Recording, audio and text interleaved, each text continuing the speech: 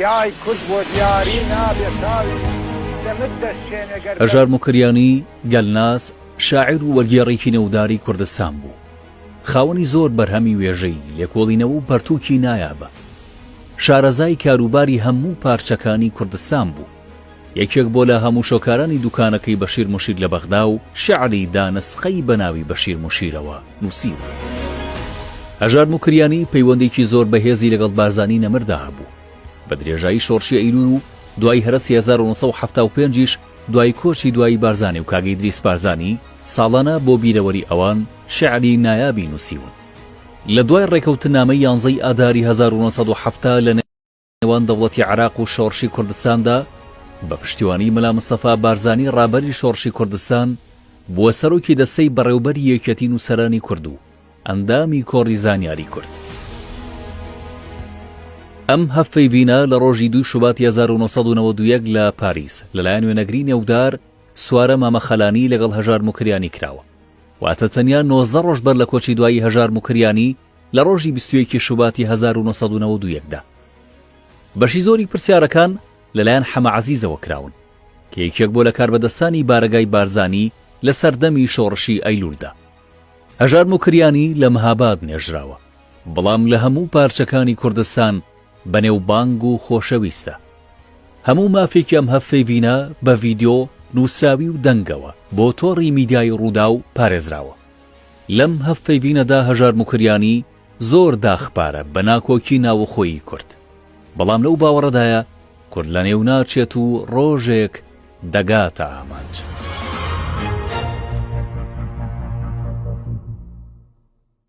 ئەمڕۆ شەممەیە ڕێکەوتی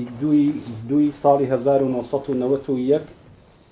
لەگەڵ مامۆستای خەباتکەر و شاعیری بەناوبانگ و مەزنی کورد کاکەژار ئەم چاوپێکەوتنەمان لە پاریس ئەنجامدا. کاکەژار فەرم و پێمان بڵێ لەکوێ و کەی لەدایک بوویت و لەکەیەوە دەستی کرد بە هۆنینەوەی شێعر؟ کاکە من ساڵی 1921 مانگی 6 بەوەلد بوو لە شاری مەهاباد سابڵاخ. نەچوومە مەدرسە و شتیوە لە منداڵیەوەش هەلەکن مەلایەتیم خوێندووە تا پێگەیشتوم. تا ئەندازەیەک توانیومە فارسی فێر بم و دەستشم کرد هێندێکشم عەرەبی خوێندووە ئەو دەمە. پاشان وردە وردەش لە دێیەک بووم، لە دێ بوون لە تەرەغە و دەیەکە بە ناوی تەرەغە لەوێ بووم. هێدی شیاریشم زەوقی شارم هەبووە بە کوردی شار بڵم، مەخسووسەن ئەو وەختێکی کە حیزبێک هەبوو حیزبی ژێکافیان پێدەگوت بۆ ئازادی کوردستان. ئەگەر ئەو تەشکیل ببوو من زۆرم حەزیە دەکرد و کێفم لێ بوو. وتیان وەڵا شاعیرمان زۆر دەبێ، ئیدی منیش کەیفم لە شاعری نەبوو، ئەما تەمەشام کرد ئەوەی ئەو احتیاجیان پێێتی من دەتوانم. منیش بۆ ئەوەڵجار شاعرم کورد و قۆڵیان کرد و وردە وردە بخۆم بووم بە شاعری کوردی. مامۆستا لە سەردەمی مەهاباد و حکوومەتی کوردی لە مەهاباد کە پێکات جەناب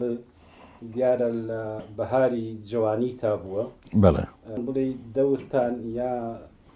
بینینتان بۆ ئەو حکوومەتە و ئەنجامی پێکاتن و دۆڕانەکەی چی بوو؟ ئەزم کردی جا ئەو وەختی حیزبێکە بوو بە ناوی حیزبی ژێکاف، بەر لەوە کە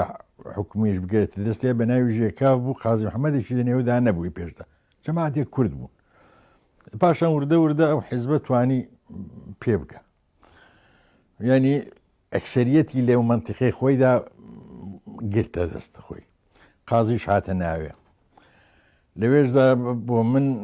کە بەکو عەرزم کردی شارم دەکوت و شاری وەتانی ئەوانە بە ناوی منیش و مامهێ منیش بە ناوی شاعری میلی ناسرێ لە مەهاباد. ئەو وەختەش من لە ڕۆژنامە کارم دەکرد، لە ڕۆژنامەش و لە ئیزاعەشیان. دروستبوونی کۆماری مەهاباد چۆن بوو؟ بۆ گەنجێکی وەکومە من هەر بیستومە. دروستبوونی کۆماری مەهاباد قوربان حیزبێک دروست ببوو، جەماعەتێکی زۆر ڕەش و ڕوت و فەقیر و بەستە زمان خۆمان سەرمان بەرێکەوە دەنا کوردین ئەمە کوردین کوردایەتیمان دەوێت ببێەوە بزانین چۆناوە چۆن بۆی دەچین هێدی زیادمان کرد و توانیمان شتێک پەیداکەین و ئەوەختیش فرسەتیش ئەوە بوو کە ڕووس منتیقەی ئەشغاڵی ڕووسانیش بوو منتیقەکە توانیمان سەر دەرێنین و لەبەر ئەوان نیان دەتوانی زدی ئێمە ڕاوەستن لە ترسیەوەی نەوە ببینن ئۆکەری ئینگلیسان هەروەندەوە توانیمان شتێک دروست بکەین فقط ئەویش وەنێ بڵێ وەختی دەدە بەدەستی ڕووسان داوێت دەرم کا ڕامگرێ بە حساوی کوردێتەوە ناوەڵە ئەمە بە هەمووی دڵمان خۆش بوو بە هەموو شتێکمان دڵخۆش بوو هەر ئەوەندە هەمان بێ ئاڵایەکمانە بێت چاومان لێ بێ بەپیان خۆش بوو چەندی خان کۆماری مەهاباد ساڵێک یەک ساڵ کۆماری مەهاباد وڵات بەڵێ نه منتیقەیەک خود مختاریەکیش منتیقەیەکمە کوردستانێکی ئازاد و کەوتن و جوانە مەرگبوونی کۆماری مەهاباد جەنابتان چیتان بەسەر هاتووە ڕووتان کردێتۆ ئەرز دەکەم پاش ئەوەی کە هێشتا کۆماری مەهاباد نەڕووخا بوو من لە سەقز گیرام حەبسکە شاری سەقز لە دەوڵەتی ئێرانەوە ئەوە بووم وەفد بووم وەفتی گفتوگۆکردن لە بینی دەوڵەت و قازی محەممەددا حکوومەتی کوردستانی ئەمنیان لە وەفتی کوردیم لە وەفتی کوردیدا بووم و جەماعەتێک بووین و من مابوومەوە و کە ئەوانەی دی لەوێ نەمابوون ئەمن گیرە منیان حەبس کرد تقریبان 2 مانگ پێش ئەوە کە ئەوە تێک بچێ لەوێ تێک چوو کە تێک چوو ئێمە قازی محەممەد بۆ ئەو وەڵجا کە هاتبووە حەمامیان و قەرار بدا کە مەجبورن مەهاباتی تەسلیم بکەنەوە داوای منی کردبوو کتبووی ئەوی بەربدەن کۆتری نامە بەردا منیان خەبەریاندا بوو منیان بەردا بوو جی لەوێشەوە دەژێر نەزەردا بەربوو قائیدی قوواتەکە ئەو وەختە ناوی چ بوو ڕزمارە بەوی هاتمەوە بۆ بۆکان و شەوێش لە بۆکان مامەوە ژێر نەزەردا بووم تاوان ئەما بەیانی فرسەتم هێنا برا دەروشتیوا هەبوون و فرسەتم هێنا وڵات ینی ئەوان خەریکی خڕکردنەوە بوون کە بچن بەرەو مەهاباد خۆیان و لەشکر و جەماعەت و عەشایر و ئەوانە وەکو جاش قەت دەو بێنێدا فرسەتم من هێنا ڕام کرد لە مێشەی مەحموود ئاغا هەبوو مێشەیەکی زۆر دوور و درێژ و وەکو جەنگەڵێک بوو لەوێەوە من خۆم دەرباز کرد هاتم بۆ بەرەو عێراق 9 ڕۆژ بەڕێوە بوون تا گەیشتمە شاری سولەیمانی هەڵاتمە وەختی من دەرچوو لە شاری سلەیمانی چەند مایتەوە شاری سولەیمانی مدەتایەک مامەوە چونکە من ئەگەر چووم ئەوەڵی ساڵی 47 بوو لەوێ بوو بە ساڵی ئەوەڵی ساڵی 47 ئاخری ساڵی 46 چووم لەوێ مامەوە مدەتێک و لە پاشان چوومە کن شەغلەتیفی لەگەڵ شەغلەتیفی چوومە سیتەک و لەوێ مامەوە شنازنامەی وەک پێدەڵێن هویەی عێراقی بۆ دەرخستم و من لەوێەوە دووبارە هاتم بۆ بەغدا تر لە بەغدا زۆر ساڵ مامەوە فەقیرێکی زۆر بەدبەختانەم کرد و مامەوە هەر لەوێ تا نەخۆش کەوتم نەخۆشی سیل برستی بڕیم لەوێەوە چەند برادەر و دۆستوانە و کاکە زیاد و ئەوانە مەخسووسن هەوریاندا بۆ ئاستەی عەلی حەیدەر سولەیمان ناردیان بۆ لوبنان 2 ساڵ لە لوبنان مامەوە واقعەن ئەو 2 ساڵە جێگەی خوێندنەوە و فکرکردنەوەی زۆر و سەقافەتەکەی عەرەبیمی زۆر تەقویەت کرد چون 2 ساڵ بێکارە سەر تەختێک ڕاکشەی کار زۆرە خوێندنەوە زۆر بوو پاش 2 ساڵ و ئەوەندە 10 ڕۆژ لەوێ دەرچووم هاتمەوە بۆ بەغدا لە بەغداش دەستم کردەوە بە فەقیری و بە شاگیر عەکاسی و ئەوانە و هەروە وردە دەڵێن بینێکیش لە سووریا بووی ئەو وەختە قوربان من پێشدا دەگەڵ سووریا ئاشنایەتێکم پەیدا کرد بوو لەگەڵ ئەو ماڵە حاجۆ لە پاشان لە عێراقێش من عەکاسیم هەبوو پێیان کوتم وتیان وەڵا پۆلیزیەت دەگەڕێت بتگرن دیسان هەڵاتم لەوێ چوومە سووریا لە سووریا 3 ساڵ مامەوە تقریبا لە جزیرێ لە قوڕبیست جار و بعد دەچوومە شام و ئەوانە و دۆست و برادەرم لەوێ پەیدا کرد بووم ئەو بوو کە 3 ساڵ لەوێ مامەوە ئەو جار دیسان مەلا مستەفا کە هاتەوە هاتمەوە بۆ بۆ بەغدا ئەو کاتێککە لە سووریا هەستی کوردایەتی هەمیشە و دایم سووریا چۆن والله هەبوو دی حیزبێک هەبوو ئەوەندێ عرزەکەم حیزبێک هەبوو کە وەکو ئێستا شەر هەیە بەڵێ حیزب کوردایەتی هەبوو لەگەڵ عوسمان سەبری ئەوانە برادەرێتیم هەبوو جەماعەتێک بوو فقط ئەوەی پێت بڵێم وە ڕاستیەکەی ئەوەی وەکو حزبی پارتی هەیبوو لە عێراقە وا نەبوو بەو ئەندازەیە ساڵی چەند بوو ساڵەکانی 56 و 57 و 58 هاتمەوە 2 ساڵ و نیو تقریبا لەو بینەدا بوو لە ساڵی 59 هەشت مەلا مستەفا هاتەوە لە هەشت هاتمەوە بەغدا لە ساڵی 59 مەلا مستەفا کوتی دەبێ بچێ رووسیا چوومە رووسیا ساڵێکی لەوێ بوو لە ڕۆژنامەی کوردستانە لە ساڵی 60 هێندێک گوتار بە ئیمزایە بە ناوی شڕۆڵێک بڵاوەکرایە ئەوە من بووم جەنابەت بەڵێ وەڵا ئەوە من ئەو وەختە خەریک سەر و سەختیت هەبوو لەگەڵ نووسین لە ڕۆژنامە و هەم بۆ بەو ناوە بە ناوێکی مستعار بەڵێ وەڵا بەڵێ ڕاستە لەو کاتێک کە شۆڕشی ئەیلول دەستی پێکرد جەنابەت لەکوێ بووی ئەگەر شۆڕش دەستی پێکردووە من لە بەغدا بوو ئەوەڵ جاری لە بەغدا مامەوە من قەرار وا بوو دەچووم ئەوەم بۆ حیزب پەیدا دەکرد تەبەڕوعاتم بۆ کۆ دەکردەوە بۆ خۆشم لە ئیدارەیەک بوو لە ئاخریدا یعنی هێشتا پیان نەزانی بووم کە من ڕۆیشتم ساڵی چەند چوویتە ناو ڕیزی شۆڕش لە چەندی قەوما لە 61 قەوما لە 61 ئەرز دەکەم ئەمن زستانی ئەو ئینقلابی باسیانی دوایی قەوما ئەمن لە کەنگێ چووم لە ئەوەڵی بەهارێت چووم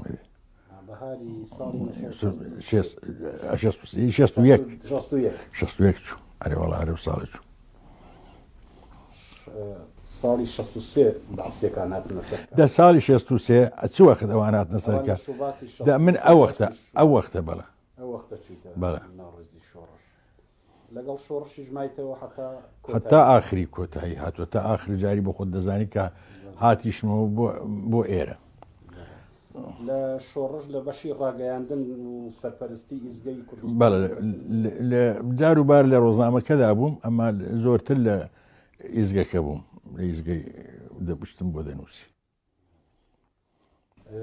لە دوای شۆڕشی ئەیلول ڕوودکردە ئێران ئەو وەختە دەگەڵ جەماعەتی مەلا مستەفا ئەوانە هاتمەوە بۆ دیوی ئێران چوومە کەرەچ لە مەهاباد مدەتێکی بووم و چوومە کەرەچ لەو مەودایی کە لە کەرەج بوویت بە چیوە خۆت خەریک کردو ئەرز دەکەم چەند عەمەلێکی چاکم کردووە نیسبەتەن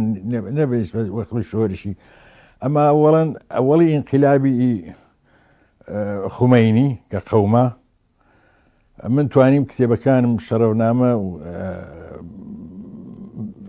ئەوە دیوانەکەم تەزدید چاپ بکەمەوە کە لەو دیوی کرد بوو من کەواتە پێش ئەوە لە سەردەمی شۆڕش چاپم کردبوو چاپت کردبوو بەڵێ دیوانەکەش و شەرەونامە لە بەغدا چاپم کردبوو لە بەغدا وەختی کە لە هەفتا فترەکەی نەبوو ئەو بینە لە بەغدا بۆم چاپکرا دیوانەکەشم هەر لە شۆڕش چاپ کردووە بۆ کوردستان هەژار بۆ کوردستان خەیامیش هەر لە چێویم چاپ کردو بەڵێ لەوێم چاپ کردو ئەو جار لێرە کە چوینەوە لە ئێران وردە وردە خەریک بووم فەرهەنگی ئەو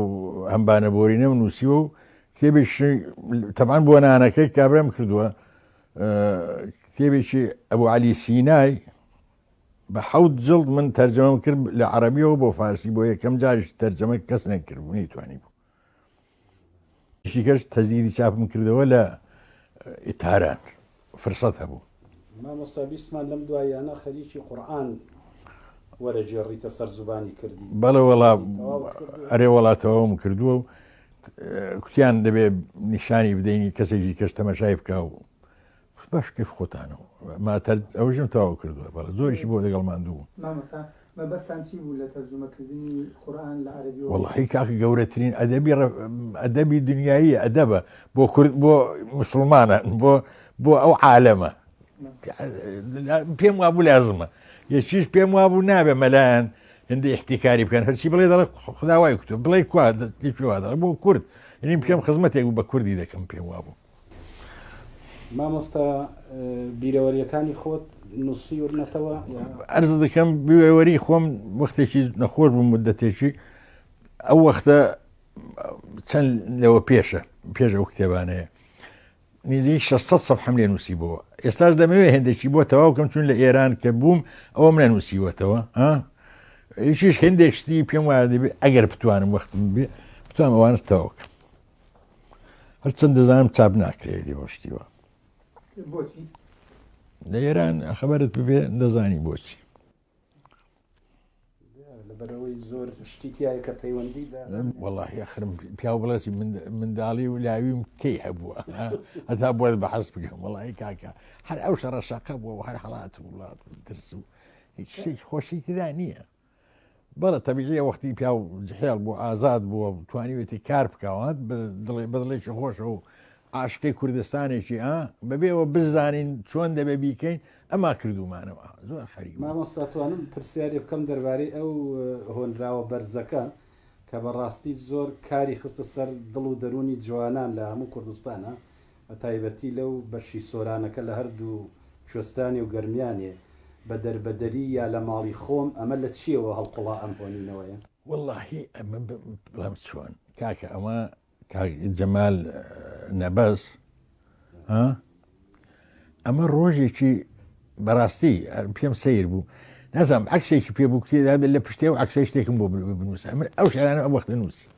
فقط دی زل بوو زۆر مایەوە ئەوەندە ینی فرسەتەکەش ئەو بوو ئەو کتێ دادێک شتێکم بووە لەو پشتی ئەو عکسە بۆ بنووسە جادرازم ڕسمەکە ماوەیان نە فقط ئەو لەکنەوی مایەوە لەکن جەمال نەبەس. ئەی شیعرێکی تری زۆر بەرزت هەیە ئەوە وەکو وەڵامە بۆ کەسێ بەڵێ کە لێی پرسیوی تۆ چیت و تۆ بەوەڵیتەوە هەتا ئەو وەختە تۆوا من هەر کورد بوو وڵی تقریبا ناتوان بڵم فلان کەس شخصێک بوو بەتەنێ ئەما دەمزانی بازە کەسێک ئەو قسانە دەکەن لەوە پەیدام کردو بوو بەلای خۆتەوە هەرچی شیعرەکانە هەیە ئێستا کۆبوونەتەوە و یا شیعری تر هەیە هێشتا نەخران دیوانەوە هند ئەوانەیە سەر مەلا مستەفای نووسی و من هێشتا چاپ نەکراون هەمویان دەنا بەقەی دیکە نیمە پێشوش چاپ نەکرابوون هێندێکیان مابوون هی زمانی بێسەرا بەستانی ماڵکتۆ وەختی خۆی چون ئیمانێکی گەورەمان پێەیە بوو واقعەکەوەیە چوزانین وای لێ دیاخرێکی ئەی ئەو شیعرانەی کە لە سەردەمی شۆڕشی ئەیلولە زۆر جار لە ڕادیۆی دەنجی کوردستانەوە بڵاوە کرایەوە ئەوە چاپ کراون ئەوە هەمووی چاپ کراوە هەمویان چاپ کراون هەرێ وەڵا ئەوەی مام پیرۆت و هەمووی چاپ کراون هەرێ وەڵا. فەرهەنگی کوردی بۆ کوردی کە لە پاشەکەی بە فارسی تەواوە بێت یا بێتەوە بە کوردی فارسی بەرجی یەکەمی لە ئەوروپا بڵاو بووە ئایا بەرجی دووهەمی چاپ کراوە بەرجی دووەمی منتەزیر بووم ئەو ڕۆژانە بۆم بێنە ئێرە تا لێرم ئەمە چاپ نەبووە یعنی لەژێر چاپدایە هەردوو بەرگیشی پێکەوە بە یەک کتێب چاپ دەکرێت بەڵێ هەردووچیان قرار وایە هەدانی بەتەما بووم پێم بگاریارە پتان دەمێ بۆ دۆست و برادر ڕاشم سار بوو یارت ئێستا لە چاپ تەواو نەبووە ئەگەر پچمەوە دێ بۆتان بنێرم. قوربان ئەوی کە لە هەموو لایەک ئاشکرایە جەنابەت زۆربەی زۆری تەمەنی خۆت لە خزمەتی میلەتی خۆتا خەرج کردووە گەلێکمان دوو بووی سەرما گەرما برسێتی تیونێتی هەوراز و نشێوت کردووە لە کوردستان لە دەرەوەی کوردستان دەربەدەری نەخۆشی گەلێک ناخۆشی دیوە و لە دوو شۆڕش یا لە دوو بزوتنەوەی گەورەی میلەتەکەی خۆتا هاوبەشیت کردووە و ئێستش هەر لە خەباتایت و خەریکی خزمەتی بە میلەتەکەی خۆت بەڵام ئەوەی لە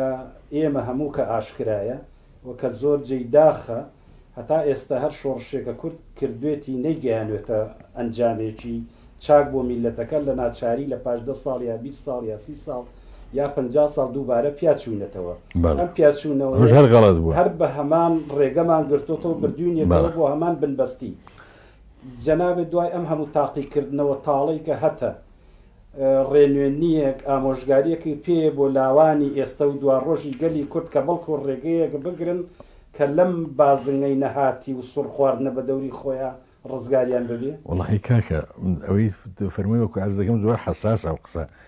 ئەمە من نازانم زۆر سەیری لێک دەدەمەوە ئایا میلەتێک 1000 ساڵە قەتی ئازادی بەخۆیەوە نەدیوە قەتی دڵسۆزێک لەسەر نەبووە ئەم پێم وایە لەوە زیاتر چی دروست دەبێ بەڵێ ئەگەر ئێستا لەوەی بەوراوە لاوانی کورد بخلەوە بکەنەوە بخوێنن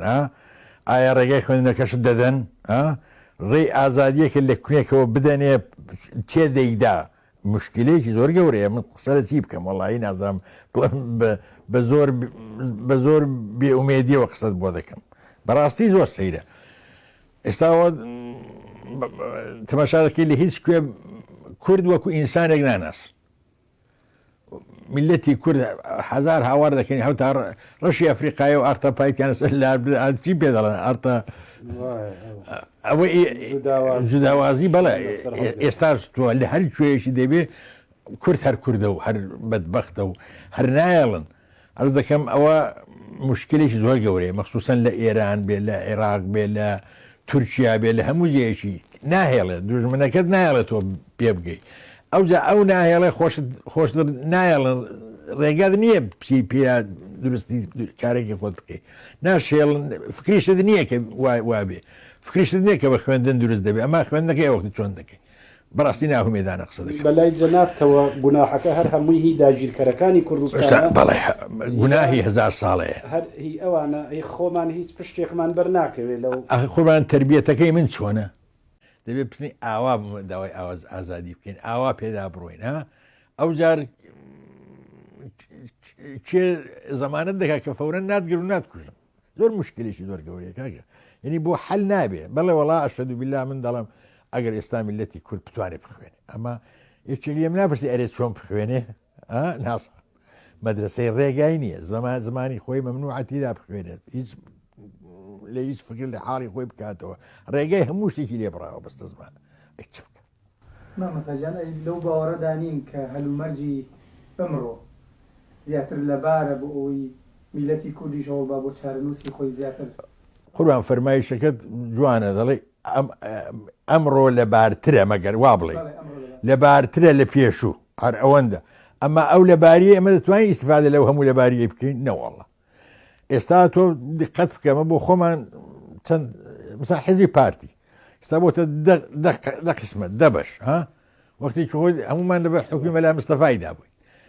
لە هەر کوێ دەڵێت تەماشا دەکەی اختلاف دەبینی خۆماندا زۆرترە تا دەگەڵ دوژمنەکەمان مابینی خۆمان شاری خۆمان دەکەینەوە جا مشکلێمان هەیە دی بەڵێ لەبارترە ینی کورد زۆرتر تێگەیشتون ئەلان تێگەیشتون کە حاڵیان زۆر خراپە هەرە ئەوەندە ما ناتوانم بڵێم تێگەیشتون کە چۆنی چاک دەکەنەوە ناوەڵە قوربان بەو تێنەگەیشتووی خۆمان ئێمە کە هیچیشمان بە هیچ نەکردووە بەڵام بووین بەهۆی ئەوە لەو پارچەکردنە و لەگەڵ ئەو میلەتە سەردەستانی کە لە بندەستیان ناین ئێمە و دەژین لەگەڵیانە وەک خۆمان ئیسراحەتمان نەکردووە و ئاسوودەیمان بە خۆمانەوە نەدیوە هێندەی توانی بێتیشمان بووین بە سەبەبی ئەوەی کە ئەوانیش ئەو ئاسوودەیە بە خۆیان یەقین وایە ئایا تۆ بڵێ وەختێک ببێ هیچ نەبێ ئەوان میلەتە سەردەستەکان بیری ئەوەیان بێ هیچ نەبێ خۆیان لەدەست ئەم حاڵە ڕزگارکەن و تۆزێک ئەگەر بیرێک بکەنەوە کە ئەم خەڵقە بۆچی تاکە ئەگەر بۆ ئەوە بۆ فکری بکەنەوە ئێستا وەختی خۆی پێماتوە لە بیرتە ئەمن دەمنووسی لە بەعزە جێگایشی کوەر دەمگوت بابە ئەو پوڵی دەیدەن بە قمبولە و بە ئێمەیدادەن و ئەو تفەنگەی پێمانەوە دەنێنەوە ئەگەر ئەو پوڵی کۆکەنەوە بێن لە کوردستانی پێ ئاوادانکەنەوە و مەدرسەی پێ بکەنەوە وەڵڵەوە بیللاهی ئەوەندەمان ناوێ نیو ئەوەندەمان نیو ئەوەندەشمان ناوێمە پێک دەبین بە شتێک نەخێر ئەگەر ئەوانیش فکر بکەنەوە و ئەگەرانەی تێداهەیە ئەخر زەحمەتەکەمان ئێرێ وەڵڵاهی ئومێد دەکەم هەر ئەوەندە ئومێدم هەیە ما ناتوان بڵێم بەڕاستی ناومێدانە قسە دەکەم لەوارەوە پێش ڕزگاربوونی کوردستان یا پارچەیەکی کوردستان پێ دوایە ئەکرێ کە بزوتنەوەیەک یا ڕێکخستنێکی سەرتاسەری لە کوردستانە ئەنجام بدرێ و مەڵبەندێکی هەبێ بۆ هەموو پارچەکانی کوردستان و ئەو دابڕینەی کە داگیرکەر دروستی کردووە و تا ئەندازەیەک فەرهەنگیشی ئاڵۆزانوین وەکو شتێکەی ئاڵۆزانوین ئەمە بێ بەهۆی ئەوە نزیک بوونەوەیەک و یەکێتی یەک دروست کاو ئەو وەختە وێگڕا هەوڵ بدرێ جاری لە پارچەیەک یا لە سەرتاسەری کوردستان بزوتنەوەیەک قوربانەوەی تۆ فەرمووی ئەو منتقەم بۆ لەکوێ پەیدا دەکەی منتقەیەکی کە من ئازاد بم تێیدا لەکوێ دەتوانین ئەو سەیرە هەموو ئومێدمان بەوە بوو ئەم کوڕە کورد لە رووسیا هەن ماشەڵڵا بوونە پیاوێکی عجایبات خەلەن ڕۆیشی ئەوان دێن یاری دەمان دەدەن وەنێ بوو ئەلان دەپرسم دەڵێ ئەسڵەن ئەوی هەش بوون لە یاریوان ئەوانیشان دەرکردون و ڕۆژنامەکەشیان لێ داخستون رووسیاش تێیدا نەماوە کوردی فەقیری ئەوە نییە ئێمە ڕێخستنێک و بزوتنەوەی یا ڕێخستنێکی ئاشکرامانە بێ وەکو ڕێخستنێکی نهێنی و وەکو هەنگاونان ئەگەر بۆ یەک خستنی ئازادی خوازانی کورد بە تایبەتی ئەو خەڵقانەی کە لەسەر ڕێبازێکن کارەکەن و ئارەزویان وایە کە میلەتەکەیان ڕۆژێک لە ڕۆژان ڕزگاری ببێ و بگەنەوە یەک و دەوڵەتێکی کوردستانی دروست ببێ وەڵاهی زۆرمان ئارەزووە ئەو قسانە ئارەزوون کە ئارەزوو وەڵای ئارەزووە من ناتوانم عرضت بکەم شتێکی مەلموس هەیە غیرە ممکنە بەڵێ ئەگەر بتوانین جائز دەکردنی شتی وا فکرەی وا پیادە بکرێ لە ناو کووردا بۆ ناکرێ مشکلەی من ئەوەیە ئەس دەکەمەوە جاش لەگەڵ دکتۆر نورەدین زازا قسەمان دەکرد دکتۆر نورەدین دەیگوت هەستە من تۆ بچینە دیهاتی تورکیا دڵی خەڵکی خۆشکەین کە بێن سەورەیەک بکەن گوتم باشە دکتۆر ئەوە من تۆ چوینە نێو دیهاتی فەرزکەین هەزاران کەسیشمان ساز کرد دەوڵەتی تورکیا دەنێرێ مزگەوتێک دروست دەکاری دێشی دەڵێ ئەو کافرانە بکوژن دەڵێ چی دەستێکی پێکەی نەگوتی وەڵام ناوێرم بچین نەخێر مشکلێ ئەوەیە ئەو ئەزهانە حازر نییە قوربان ئێستا لەو ڕابردووی کە هەیە تا ئێستا ئەوە چەسپیوە کە مەرج نییە خەبات حتا بۆ ڕزگاری هەمی شار پشتیوان بە چەک و بە شۆڕژ ببەست ممکنە ڕێگەی تر زۆرە ڕێگەی سەقافی پێشکەوتن ڕۆژبیری دیپلۆماسی پەیوەندیکردن بە دنیاوە بڵێن ئەگەر ئێستا لە پارچەیەکی بندستی کوردستان ئەسپێنێ ئەتۆنۆمیەک بدرێ بە کوردستان ئێمە بڵێن نەخێر ئەمەمان ناوێ ئیلا هەموو شتەکە وەڵا دەبێ هەموو شتێکمان بوێ هەرچی دەیدەن ئەمما کووە ئەبێ ئەمە بکەین یانی دەبێت لێ زۆری مەمنون بین ئەگەر فەرزکەین لە ئەڵمانیش بڵێن وەرنەوەتان ئەو شارەتان دێنێ بۆ خۆتان کورد دەست پێ بکە ئەبێ ئامانجە دوورەکەمان هەر ئەوە کە کوردستان هەموو ئازاد بکەین کوردستانێک هەموو ئازاد عەقیدەم سەر بەخۆی نیشتیمانەکەی خۆی بەڵێ پێم وایە من بۆ خۆم نووسیومە هەتا پارچێک مابێ هەتا وەختی مەزورم رووسیا بوو هەتا پارچێک مابێ لە بن دەستی خەڵکیدا بە ئاوات نەگەیشت ئەمە ئەگەر دەبەر داوای ئێمە ئەگەر بتوانێت شعرێکی خۆت کە خۆت زۆر بەدڵتە بتوانانی شعرێکمان بڵێیت بەسەری خۆم هیچم لەبیر نییە قەتعیە لە دیوانەکەشم نییە ئەوە سەیرە هیچ ناوەڵاهی نابیللا هیچم نییە یعنی ئەو شعرێک کە بۆ مامۆستا جەمالە بەزی شنووسی لەسەر ناوەڵاخ لەبەرم نییە بەدەری یا لە ماڵی خۆم ئەوەیە بڵێ ئێران و ڕۆم کوردم و لە ڕێی کورد و کوردستان سەر لە پێنا و گیان لەسەر دەستان ئەوەیە بەڵێ مامۆستا دوا ڕۆژی چارەنووسی میلەتی کورد چۆنە وڵاهی هیچ چاکی ناویرم ئێستا جارێ بە ئومێد واتە دەڵێن لە تورکیا شتێک هەبێ بەنسبەت میلەتی کورد ئەمن ناتوانم قسە بکەم چون میلەت شتێکی دیکە ئەو خۆی هەردەگات هێزگای خۆی کە من خۆم نازانم باوەڕ ناکەم ئومێدم نییە ئەما بۆش میلەتی کورد میلەت نافەوتی ممکن نییە بەڵێ میلەت نافەوت ئەڵمانیش بڵێن وەرنەوەتان ئەو شارەتان دێنێ بۆ خۆتان کورد دەست پێ بکە ئەبێ ئامانجە دوورەکەمان هەر ئەوە کە کوردستان هەموو ئازاد بکەین کوردستانێک هەموو ئازاد عەقیدەم وایە سەر بەخۆی نیشتیمانەکەی خۆی بەڵێ پێم وایە من بۆ خۆم نووسیومە هەتا پارچێک مابێ هەتا وەختی مەزورم رووسیا بوو هەتا پارچێک مابێ لە بن دەستی خەڵکیدا بە ئاوات نەگەیشت ئەمە ئەگەر دەبەر داوای ئێمە ئەگەر بتوانێت شعرێکی خۆت کە خۆت زۆر بەدڵتە بتوانی شعرێکمان بڵێیت بەسەری خۆم هیچم لەبیر نییە قەتعیە لە دیوانەکەشم نییە ئەوە سەیرە هیچ ناوەڵاهی نابیللا هیچم نییە يعني ئەو شعرێک کە بۆ مامۆستا جەمالە بەزی شەنووسی لەسەر ناوەڵا لەبەرم نییە بەدەربەدەری یا لە ماڵی خۆم ئەوەیە بڵێ لە خاکی ئێران و ڕۆم کوردم و لە ڕێی کورد و کوردستان سەر لە پێنا و گیان لەسەر دەستان ئەوەیە بەڵێ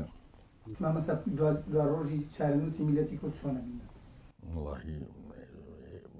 هیچ چاکی ناویرم ئێستا جارێ بە ئومێد واتە دەڵێن لە تورکیا شتێک هەبێ بەنسبەت میلەتی کورد ئەمن ناتوانم قسە بکەم چون میلەت شتێکی دیکە ئەو خۆی هەردەگات هێزگای خۆی کە من خۆم نازانم باوەڕ ناکەم ومێدم نییە ئەمە بۆش میلەتی کورد میلەت نافەوتی موچین نییە بەڵێ میلەت نافەوتی و ئەمڕۆ ناس سبەی ناز 10 ساڵی 20 ساڵی سەر هەڵ دێنێ و دەبێت میلەتێک دەبێت دەوڵەتێک الآن فرصتی نییە دی بەچارە مامۆستاجان بۆ هاریکاریکردن لەو کارانی کە بەبەرهەمە هێناوە ئایا هێزێ ڕێکخراوێ مرۆڤێ هەبووە کە پشگیریی بەڵێ مرۆڤ هەبووە ئینسان هەبووە تا برادەر هەبوون یاری دایان داوم ئەمە نەوەک ڕێکخرا و جەماعەت وانە غێرە ممکنە هیچ هەتا نەمێراوە زۆری خۆمیان نیشان بدەم ئی خەڵکی هەروە ڕام بواردە دەگەڵیان لە هیچ شەرەفنامەکە نووسیتە کە جەنابی بەرزانی هاریکاری کردو یا یارمەتی یا نە لە شەرەفنامەی نەیکرد لەما فەرمووی ئەگەر مەلای جززیریت تەرجەمە کرد وەرە لای من جارێکە مەچۆ وەکو سوال کرد داوا مەکە لە مەجمع علمی و ئەوانە وای گوتی بە هەرچەندی تێ بچێ من دەیدەم ئاوای کوت فقط نا ئەو هەر مەجمع علمی بۆیان چاپ کردم و طبعا من هەر شروعی ئەوان قبول کرد هەرچی ویستیان و ویستم چاپ بکرێ ئەوەی کە چاپ بکرێت بەڵێ چاپ بکرێ من دامنێ کوتم ئەوە چاپ بکەن کوتیان باشە ئەوە بۆ چاپ دەکەین وێزم 100 دەدەێنێ وتم چاک لە پاشان کوتیان 100 نادین وتم چاک نەدا هەرکردم نەکاکە میشان پارەش بێنە هەردەمدانێ ئەوەی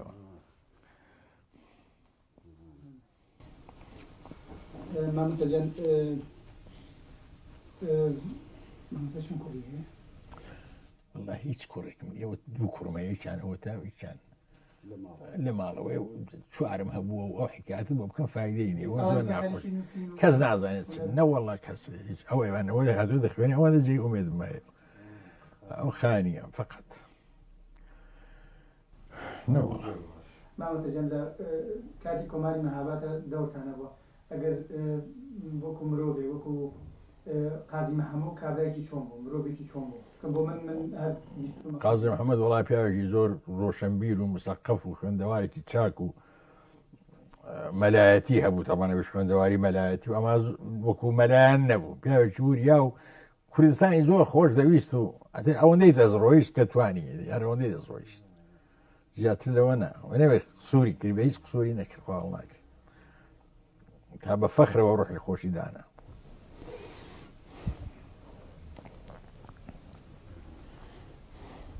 هیچ بەرهەمی تازتان لەبەر دەستای مامۆستا بەرهەمی هونەری بەرهەمە هونەرێکە و فەرهەنگی بتوانم چاپ بکەم جارێ ئەوەیەکیش یادداشتەکانی خۆم دەڵم بنووسم ما بە ئومێدم نیم چاوی بکەن هەروەندە تەواوی بکەم ئەگەر بتوانم یان بژیم ئەوەندە حاڵم زۆر خراپە بەڵێ زۆر سوپاس ممنون قوربان زۆر ممنون زۆر سپاسان دەکەم بە قوربان زۆر ممنون ڕۆحەکەم زۆر سپاس ئومێدەواری ساڵەهای ساڵ ئومێد باشە گەرماین قەی ناکە من هیچ نییە کورد بمێنێ کوردی چاشی بمێنن زۆر چاترە ئەوە هیچ نییە من ئێمە دەچین ئەمە میلەت ناچێ میلەت بین ناچێ بە